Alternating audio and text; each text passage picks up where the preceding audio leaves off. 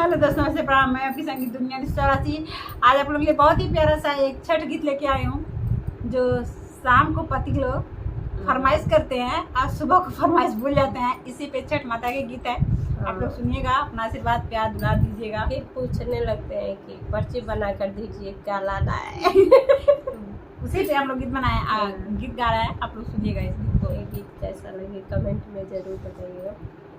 सजमाजे कैला पियासा लहिया, बिहने गईला भूलाय, बिहने गईला भूलाय। सजमाजे कैला पियासा लहिया, बिहने गईला भूलाय, बिहने गईला भूलाय। आई गईला छठ के बारतिया, छठिया करबो जरूर, छठिया करबो जरूर। आई गईला छठ के बारतिया, छठिया करबो जरूर, छठिया करबो जरूर। छोड़ा धाना छठ के बारतिया, फलवा महंगा बिकाय, फलवा महंगा बिकाय। छोड़ा धाना छठ के बारतिया, केरवा महंगा बिकाय, सेउआ महंगा बिकाय। नैहरे में खबर जानई बा, फलवा लेबो हम मांगा, फलवा लेबो हम मांगा। नैहरे में खबर जानई बा, फलवा लेबो मांगा, फलवा लेबो मांगा। सजमाजे कैला पियासा लहिया, भोरवा गईला भूलाय, भोरवा गईला भूलाय। आई गईला छठ के बारतिया, छठिया करबो जरूर, छठिया करबो जरूर। आई गईला छठ के बारतिया,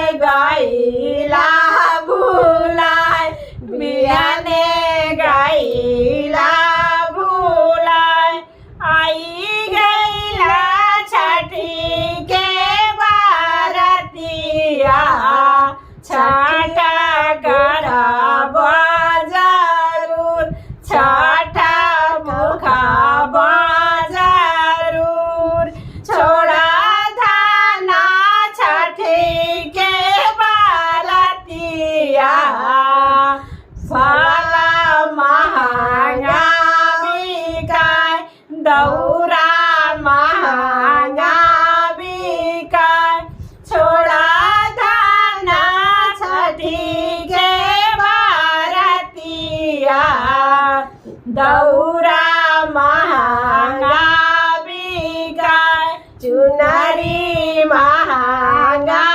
बिकाय नैहर में खबर जानाई बा दौरा ले मांगाय दौरा ले मांगाय नैहर में खबर जानाई बा चुनरी ले मांगाय साड़िया ले मांगाय साँझे जे कैला पियासा लहिया बिहाने गईला भुलाय बिहाने गईला भुलाय आई गईला छठी के